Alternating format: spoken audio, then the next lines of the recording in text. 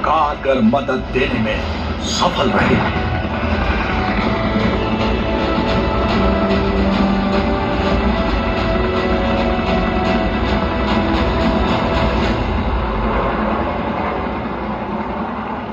इधर पूर्वी मोर्चे पर भारतीय सेना 3 दिशाओं से ढाका पर आक्रमण करने के लिए आगे बढ़ रही थी।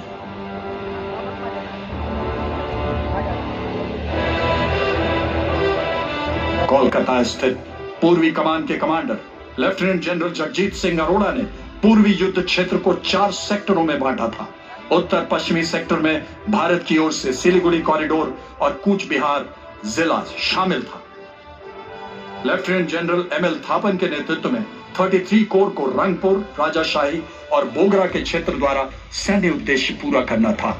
वहीं लेफ्टिनेंट जनरल टीएन रैना के नेतृत्व में 2 कोर को पश्चिमी सेक्टर से जसोर और खुलना के महत्वपूर्ण पाकिस्तानी गैरिसन के बीच से आक्रमण करने का कार्यभार सौंपा गया।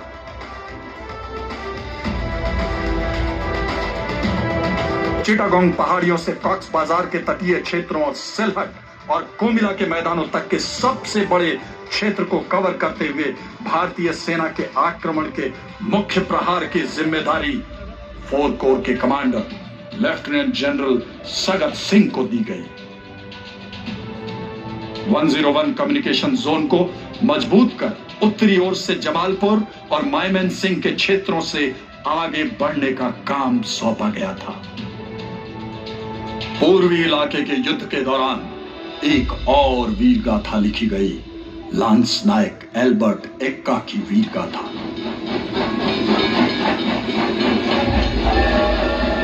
दुश्मन ने गंगा सागर में बढ़ते भारतीय 4 कोर को रोकने के लिए जबरदस्त तैयारी कर रखी थी और दुश्मन की मशीन गनें हमारे आगे बढ़ते जवानों पर भारी गोलीबारी कर रही थी।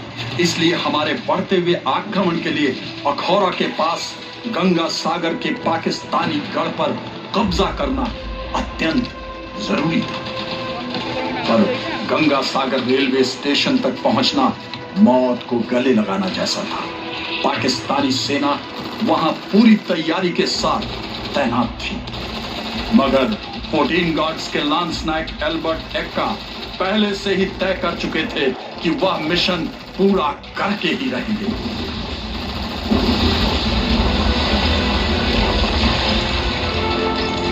दुश्मनों की मशीन गनों और बंकरों को निशाना बनाते हुए वो वीर गति को प्राप्त हुए और उन्होंने ईस्टर्न थिएटर का अकेला परमवीर चक्र पाने का सम्मान पाया। आगे चलकर एक बहुत ही साहसी हेलीबॉर्न ऑपरेशन में 4 कोर के commander lieutenant general Sagat Singh ने सिलहट गैरिसन के नजदीक गोरखा बटालियन को उतारा। इसके बाद उन्होंने मेघना नदी के उस पार 2 ब्रिगेड से ज्यादा सैनिकों को हेलीकॉप्टर की मदद से दुश्मन के अंदरूनी इलाके में उतारा। सिलहट नियाजी का आखिरी किला था जिसके गिरते ही ढाका की ओर होने वाले आक्रमण में तेजी आ गई। 12 दिसंबर तक भारतीय सेना मेघना नदी, आसूगंज, डाउटकंडी, चांदपुर जैसे प्रमुख सैन्य स्थल तक पहुंच चुकी थी और अति महत्वपूर्ण मेघना बल्ज को भी सुरक्षित कर लिया था। 6 से 12 दिसंबर के बीच 14 हेलीकॉप्टर टास्क फोर्स द्वारा तकरीबन 350 उड़ान भरकर 3 विभिन्न स्थानों पर गोलाबारी की गई और हल्के तोपखाने, बंदूक सहित 4000 से अधिक सैनिकों और सैन्य उपकरणों को उतारा गया। मेघना एयर ब्रिज ऑपरेशन की सफलता संयुक्त तौर पर लड़ने की क्षमता का अनुकरणीय एवं ऐतिहासिक उदाहरण है।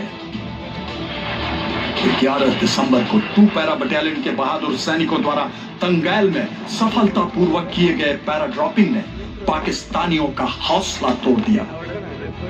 यह भारतीय सेना का सबसे बड़ा एयरबॉर्न ऑपरेशन था जिसमें 700 भारतीय पैराट्रूपर्स को पाकिस्तानी सेना के पीछे एयर ड्रॉप किया गया। 15 दिसंबर की शाम तक ढाका पूरी तरह से भारतीय सैनिकों से घिरा हुआ था। 14 दिसंबर की सुबह भारतीय इंटेलिजेंस सोर्सेज द्वारा जानकारी पाई गई कि ढाका के गवर्नर हाउस में पूर्वी पाकिस्तान की एक उच्च स्तरीय बैठक बुलाई गई है। केवल 15 मिनट के भीतर ढाका का आसमान भारतीय MiG-21 विमानों की आवाज से गरज उठा। विमानों ने गवर्नर हाउस के कॉन्फ्रेंस रूम पर बम बरसाकर उसे तहस नहस कर दिया। घबराए हुए पूर्वी पाकिस्तान के गवर्नर AM मलिक ने इस घटना के तुरंत बाद अपना इस्तीफा दे दिया। भारतीय वायुसेना द्वारा रचित यह मिशन मानो ईस्ट पाकिस्तान आर्मी के ताबूत में आखिरी कील बन गया। 16 दिसंबर को सैम मानेकशॉ ने मेजर जनरल JFR जैकब को नियाजी से मिलने ढाका भेजा। आत्मसमर्पण? किसने कहा कि मैं आत्मसमर्पण कर रहा हूं? आप केवल मेरे द्वारा प्रस्तावित युद्ध विराम और वापसी पर चर्चा करने आए हैं, है ना? देखो नियाजी, तुम जानते हो कि भारतीय सेना ने ढाका को पूरी तरीके से घेरा हुआ है। इस माहौल में मैं तुम्हारे सैनिकों और उनके परिवारों की सुरक्षा सुनिश्चित नहीं कर पाऊंगा। फैसला तुम्हारा है, सोच लो। मैं तुम्हें निर्णय के लिए 30 मिनट का समय देता हूं।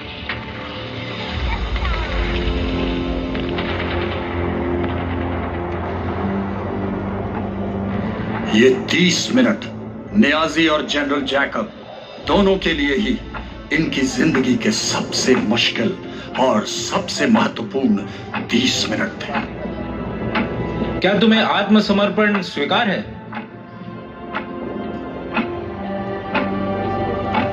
मैं तुम्हारी खामोशी को स्वीकृति समझता हूं। I take it as accepted. इस प्रकार एक युद्ध विराम को बड़ी आसानी से आत्मसमर्पण में बदल दिया गया। यह भारतीय सैनिकों की ओर से एक शानदार कदम था। शाम 4 बजे जनरल नियाजी ने ढाका के रमना रेस कोर्स मैदान में बांग्लादेश इंडिया एलाइड फोर्सेस के संयुक्त commander lieutenant general Jagjit Singh Arora के सामने दल बल के साथ आत्मसमर्पण कर दिया।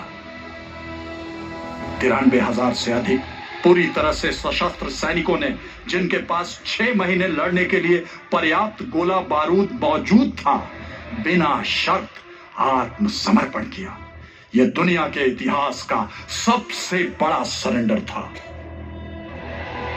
इस सरेंडर के पीछे थे भारतीय सशस्त्र सेनाओं और मुक्ति योद्धाओं के अनंत बलिदान और रक्त से चुकाई गई कीमतों की अनगिनत बहादुरी की मिसालें। 1971 की शानदार जीत से भारत ने दुनिया को दिखाया कि सिर्फ 13 दिनों में क्या हासिल किया जा सकता है। बिजली की गति से मुकम्मल किए गए सैन्य अभियान को आज पूरा विश्व लाइटनिंग कैंपेन के नाम से जानता है। यह युद्ध तीनों सेनाओं, भारतीय सरकार और आम जनता के तालमेल की एक शानदार मिसाल है।